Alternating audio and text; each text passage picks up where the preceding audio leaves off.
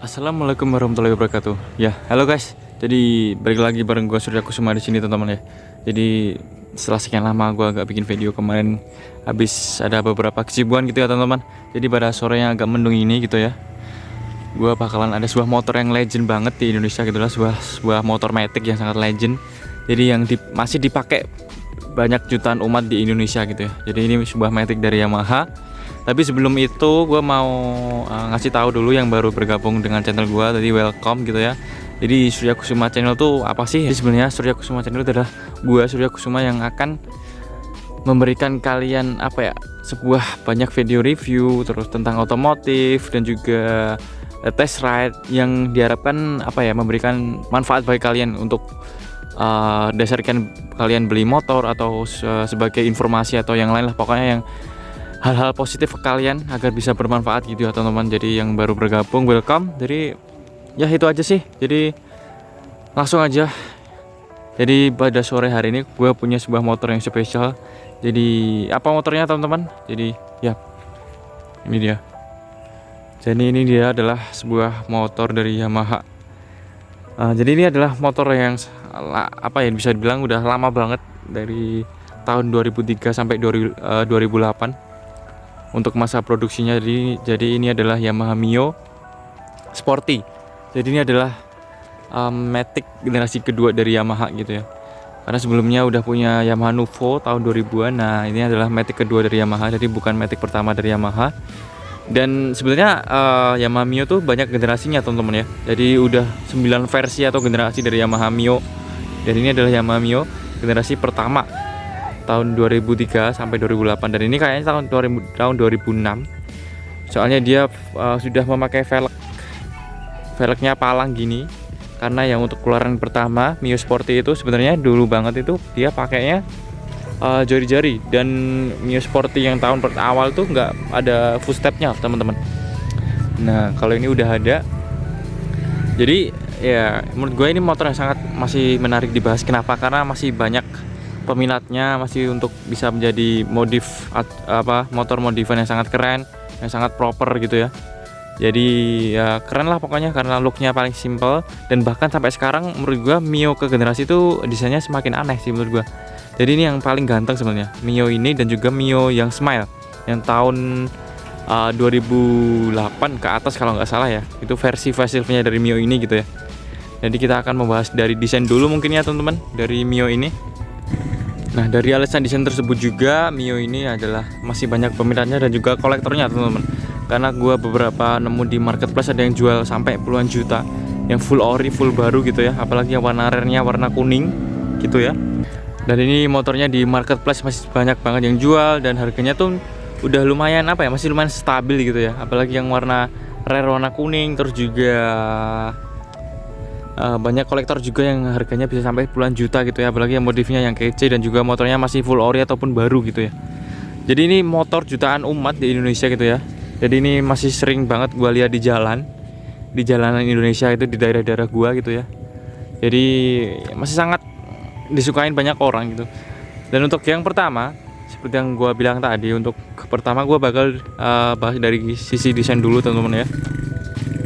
Untuk desain sendiri menurut gue ini salah satu motor Mio terkeren dari sampai Mio zaman sekarang, walaupun yang modern Mio S ataupun Mio J atau Mio M3. Kenapa? Ya karena dia modelnya tuh benar-benar tajam, sesuai namanya Sporty. Pada zamannya tuh menurut gue ini desainnya tuh benar-benar advance banget, udah lumayan modern banget. Jadi serba tajam, terus desainnya tuh nggak aneh-aneh, dari berbagai angle pun dia cukup oke gitu ya. Tuh lihat. Jadi everlasting sih menurut gue, karena modelnya masih keren. Jadi untuk modif tuh cocok banget bagi kalian mau cat pelek ataupun modif dari sisi part gitu ya. Desainnya ini walaupun full plastik tapi dia build quality-nya lumayan oke. Ada stripping sporty, ini stripping khas zaman motor-motor dulu banget gitu ya teman-teman. Haha. Dan ini kebetulan untuk unit yang gue review udah kondisinya lumayan nggak terlalu bagus teman-teman ya.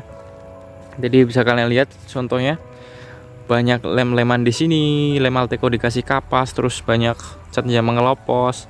Wajar banget, udah ini tahun 2024, udah puluhan tahun, belasan tahun gitu ya. Jadi ini kondisi yang wajar banget. Ini joknya udah showback juga tuh. beberapa ini cover knalpotnya juga udah copot gitu ya. Jadi ini udah nggak gua sorry banget unitnya nggak standar itu, tapi ya gua bakal sebagus mungkin buat review gitu ya, secara motornya secara sebagus mungkin gitu ya. Dan secara desain bisa kalian lihat di sini teman-teman ya, masih full plastik, dan ini warnanya yang seri warna merah. Dan ini desainnya teman-teman ada perbedaan dengan Mio Smile dan di faceliftnya. Jadi Mio ini sebenarnya ada versi faceliftnya, yaitu Mio Smile yang muncul di tahun kalau nggak salah 2008 ya teman-teman ya. Jadi ini versi faceliftnya, dan di faceliftnya itu untuk desainnya ada beberapa perubahan. Untuk perbedaan desainnya nanti gua tunjuk di layar aja teman-teman ya, beberapa perbedaan dengan Mio Smile. Jadi ada, kalau Mio Smile tuh ada lampunya senja di sini. Kalau ini kan dia pakai lubang gini, aksen lubang. Terus Mio Smile tuh lampunya juga lebih bentuk kayak senyum gitu ya, sesuai namanya. Nah, ada juga perbedaan di mesin kayaknya. Kalau untuk Mio Smile spesifikasinya lebih gacor juga kalau nggak salah. Nah, fun fact dulu teman-teman, kita bahas dulu sejarah sedikit tentang motor ini gitu ya. Jadi motor ini dulu itu ada versi cowoknya. Jadi karena ini kebanyakan yang pakai cewek-cewek, sangat cocok di motor ini gitu ya. Makanya banyak peminatnya. Dulu Yamaha ngeluncurin Mio Soul di tahun 2007 gitu ya, sampai 2012 kalau nggak salah, atau 2000 berapa gitu ya. Jadi versi cowoknya Mio ini, jadi desainnya tuh lebih cowok banget gitu ya. Dan untuk kita lanjutin untuk mengenai desain, pertama-tama mungkin dari samping gini ada stripping sporty otomatis. Jadi ini stripping khas motor zaman dulu banget, api-api gini. Dan ini bahannya dari plastik, warnanya merah gini. Terus knalpotnya teman-teman, ini kayaknya udah dicat ulang juga kalau nggak salah ya. Ini juga dari desain mesinnya. Terus filter udaranya kelihatan, area mesin gitu ya. Dan ini velgnya, velg kesayangan Yamaha sampai sekarang masih dipakai teman-teman ya. Velg palang 5 ini. Jadi dari Mio ini sejak zaman dulu. Bisa kalian lihat di sini jaraknya pun dari tanah high seatnya dan juga dari bodi bawah itu sangat pendek banget. Jadi makanya buat cewek-cewek pendek yang TB-nya 150-an pun masih bisa menapak dengan sempurna kayaknya ya. Tuh dari samping kayak gini teman-teman, lumayan simpel, dan gue demen banget desain matic simpel kayak gini teman-teman ya. Untuk dari depan desainnya teman-teman, tuh ada spionnya masih standar, lampu 2 lampu sen kanan kiri yang di bawah, lampu utama 1 doang. Dan yap, untuk ini kayaknya juga kondisinya udah kayak gini teman-teman ya, agak-agak baret-baret gitu untuk spakbor depannya. Dan ini kalau tampilan dari samping kiri kurang lebih nggak jauh beda gitu ya. Tuh, nggak jauh beda kalau dari samping kiri, ini sama. Dan untuk tampilan dari belakangnya teman-teman, nah ini ya sebenarnya menurut gua tuh cakep, desainnya simple malahan, jadi nggak terlalu aneh-aneh lah. Jadi lampunya bening, kanan kiri ada lampu sen, terus lampu stop lamp. Jadi semuanya lampu di motor ini masih bolam teman-teman ya. Dan ini spakbornya juga, dan ini desain area mesinnya teman-teman. Tuh ini CVT-nya, mesinnya Yamaha, belum pakai mesin-mesin Blue Core, belum pakai mesin Yamaha, pokoknya teknologi Yamaha yang terbaru lah. Jadi dia belum pakai, jadi full matic biasa. Jadi suspensinya juga masih biasa. Dan ya mungkin dari desain itu aja teman-teman ya. Dan di bagian ini ada cantolan untuk naruh belanjaan kalian. Dan for your information teman-teman ya, jadi ini motornya belum ada kompartemennya di bagian sini. Jadi ini lucu banget sih. Jadi ini motor zaman dulu belum kepikiran di situ teman-teman ya. Jadi belum ada tempat, biasanya kalau metik-metik zaman sekarang kan ada tempat buat sarung tangan, buat air mineral dan apa-apa. Ini kayaknya juga nggak ada, ini polos aja. Oke. Dan ini di area speedometer teman-teman ya, di area speedometer. Dan ini sorry banget, ini patah. Ini tinggal berapa panjang doang ini, karena udah motornya nggak terlalu bagus kondisinya, jadi ini udah patah. Dan speedometernya tuh basic banget, karena ini dulu termasuk juga motor murah gitu ya. Sini ada speedometer, ada odometer, Di sini tertulis sih udah jalan 59.000 ya teman-teman ya. Ada tulisan Mio 4 stroke dan juga indikator bensin logo Yamaha. Sen kanan kirinya jadi satu indikatornya, dan juga indikator lampu jauh. Dan ini untuk desain footstepnya. Jadi ada aksen garis-garis biar nggak licin di sini. Terus ini footstep belakangnya ada ciri khas Mio, jadi footstep bersusun gitu ya. Sebenarnya ini bagian dari desain, cuman untuk masyarakat Indonesia masih menggunakan ini buat pijakan gitu ya. Oke, untuk mungkin dari area bagasi kita lihat bagasinya sebentar teman-teman ya. Nah, masih manual biasa, belum ada teknologi apa-apa di kuncinya, belum ada alarm, belum ada remote, jadi masih basic banget. Dan ini tangkinya udah banyak karatnya teman-teman, bisa kalian lihat ini motor udah bertahun-tahun. Jadi tangkinya berkapasitas 4,1 liter. Terus juga ini ada bagasinya kecil banget, nggak terlalu gede, paling ini cukup satu jas mantel hujan doang, sama mungkin basic tool buat kunci-kunci basic aja kayak kunci busi atau yang lain-lain. Dan juga ini akinya teman-teman ya. Dan yang gue demen untuk penempatan akinya sih, jadi gampang dijangkau gitu ya. Jadi ya mungkin itu aja di area bagasi gitu ya. Kita tutup lagi teman-teman.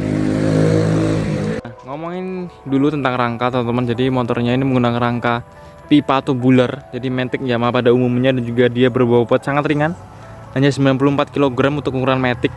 Jadi itu termasuk ringan teman-teman, yang sangat lincah, enak buat selap-selip, makanya dia banyak digandrungi kaum muda pada saat itu, cewek maupun cowok, tapi kebanyakan cewek ya. Jadi siapa yang nggak tahu Mio gitu ya.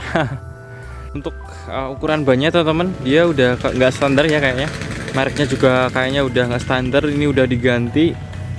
Yang belakang itu dia pakai mereknya teman-teman, dia pakai Federal, jadi mungkin ini nggak terlalu kelihatan ya, dia pakai Federal, dan juga ukurannya pakai 90/90 dengan pelek.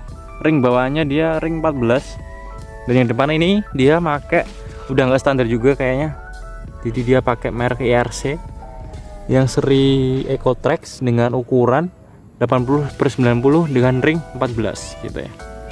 Dan untuk sisi pengereman teman-teman, dia yang depan udah pakai cakram sih.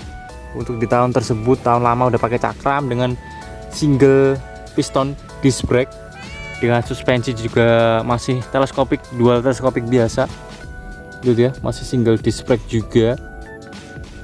Dan yang untuk pengereman rem belakangnya, dia masih menggunakan tromol.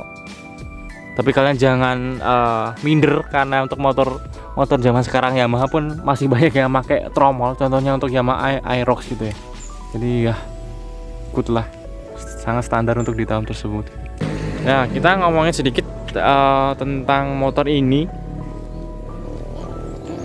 tentang area mesin mungkin ya. Kita beralih ke area mesin. Jadi ini mesinnya adalah SOHC 113 cc yang berkapasitas 113 cc SOHC, dan dia udah 4 katup ya kalau nggak salah.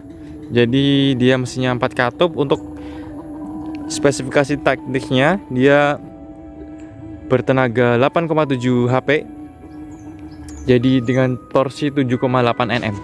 Jadi ya kecil sih termasuknya, cuman untuk penggunaan kota pada zamannya tuh udah pas banget gitu ya, udah cukup lah. Soalnya mengingat motor ini motor lama, dan juga penggunanya pun di perkotaan gitu ya, target pasarnya. Dan seperti itu mungkin. Dan banyak yang bilang juga untuk rasa mesinnya, dia salah satu Matic torsi awal terlemah. Jadi karena kalau kita melihat di spesifikasi di atas kertas, dia untuk mencapai power tersebut dia butuh di sekitar 8.000 rpm ke atas atau 12.000 ya.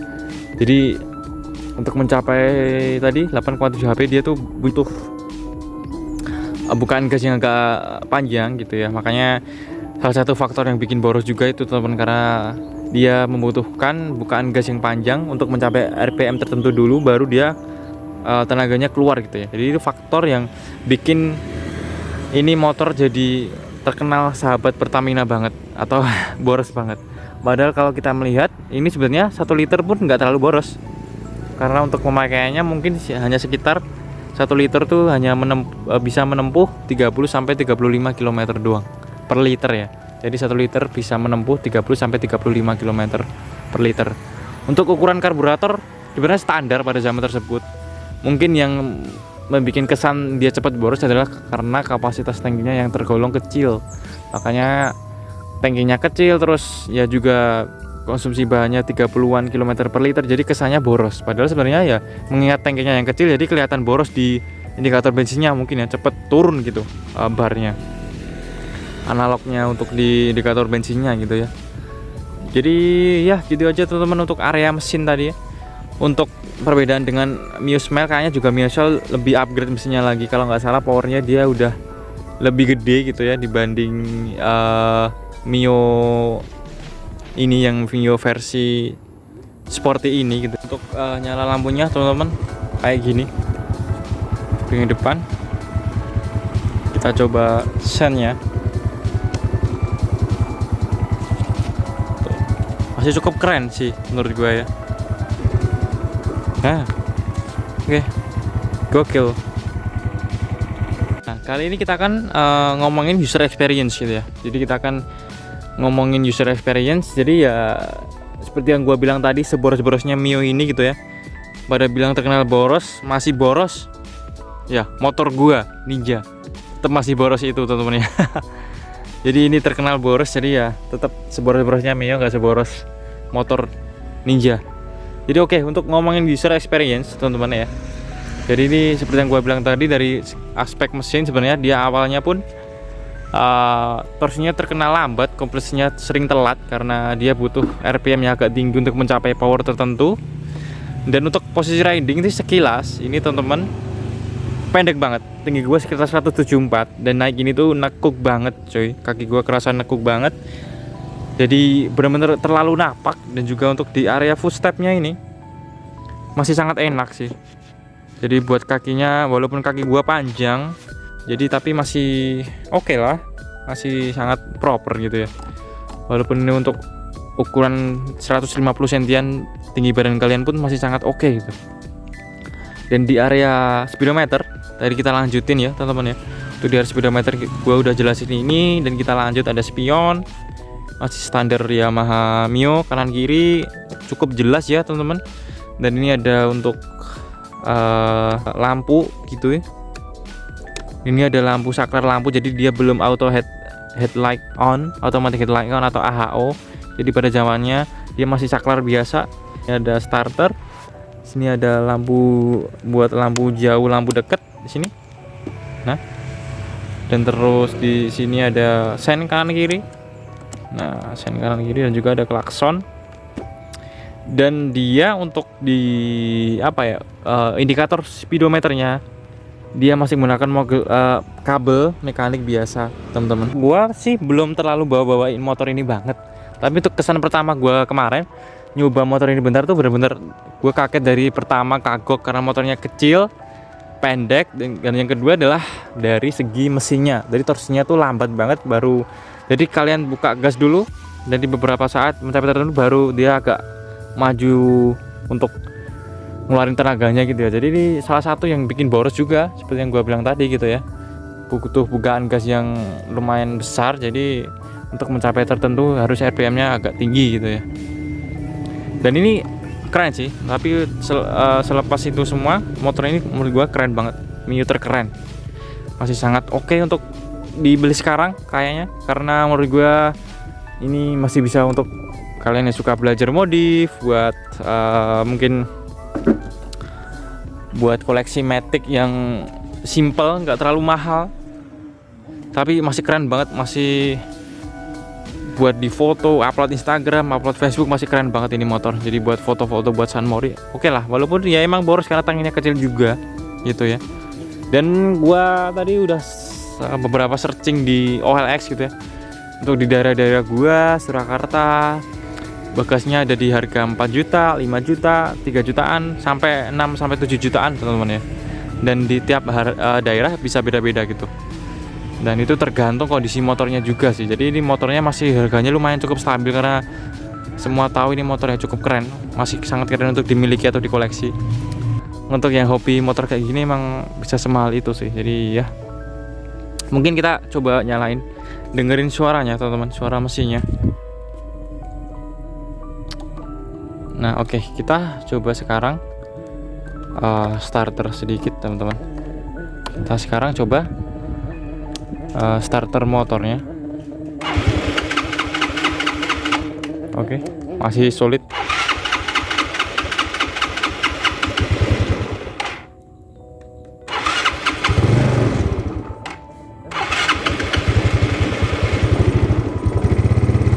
Sepertinya motornya lama nggak dihidupin sih ini, jadi agak susah. Oke, tunggu sebentar. A few moments later. Takutnya ini mati. Jadi ini juga belum otomatis mati ya teman-teman. Jadi kalau kalian buka standarnya kayak gini, dia nggak otomatis mati, nggak kayak metek-metek zaman sekarang gitu ya. Jadi dia belum mati, otomatis mati, jadi dia nggak ngaruh apapun gitu teman-teman ya. Ini juga kayaknya ada lubang, gua kurang tahu ini lubang apa, sama ownernya dibuat apa, gua juga kurang tahu. Ini ada lubang segede ini teman-teman. Jadi ini suara mesinnya teman-teman ya, suara mesin dari Yamaha Mio Sporty. Tuh, ini suara mesinnya. Kapasitas olinya juga dia berkapasitas 1 liter. Jadi sebenarnya 0,9 liter. Jadi ya 1 liter masih aman sih, mungkin kalian untuk pergantian oli secara berkala gitu ya. Dan seperti yang gua bilang tadi teman-teman, dia tenaganya untuk di torsi awalnya dia agak delay. Jadi untuk tarikan awalnya tuh dia kerasa delay gitu. Secara sekilas gue nyoba kemarin gitu. Yap, ada beberapa delay gitu. Ini suara mesinnya sih masih cukup halus sih menurut gue. Jadi belum terlalu yang kayak bunyi-bunyi aneh atau apaan gitu ya. Untuk dari segi mesin menurut gue ini masih cukup oke sih kondisinya. Untuk motor yang gue review ini teman-teman, kayak gini. Nah, sampai akhirnya kepada kesimpulan teman-teman. Jadi kesimpulannya untuk motor Mio Sporty ini, apakah motor ini masih layak dibeli di tahun sekarang? Menurut gue sih masih layak banget, tapi dengan kalian harus tetap mempertimbangkan aspek kelebihan dan kekurangannya. Nah, untuk kelebihannya dia ada di harga bekas yang terbilang terjangkau, desain motor yang timeless dan juga simple serta elegan, spare part yang masih mudah didapat walaupun motor tua, dan beberapa part masih bisa inden di Yamaha. Model motor yang modifikabel banget, jadi mudah dimodif dan juga perawatan yang mudah. Untuk kekurangannya, motor ini mempunyai konsumsi bensin yang lumayan boros serta tangki BBM yang kecil, torsi awal yang cenderung lambat untuk berakselerasi, serta bagi sebagian orang akan merasa motornya terlalu kecil serta kurang stabil untuk bermanuver. Dan juga yang terakhir teman-teman, banyak teman-teman yang memperkeluhkan bahwa suspensi di motor ini yang berasa keras. Sekian dulu dari saya teman-teman, semoga video saya bisa bermanfaat bagi teman-teman semua. Jangan lupa like this video dan jangan lupa komen di bawah, komen apa aja. Dan serta jangan lupa subscribe di Surya Kusuma Channel. Dan ya, saya Surya Kusuma di sini undur diri. See you in the next video. Bye bye.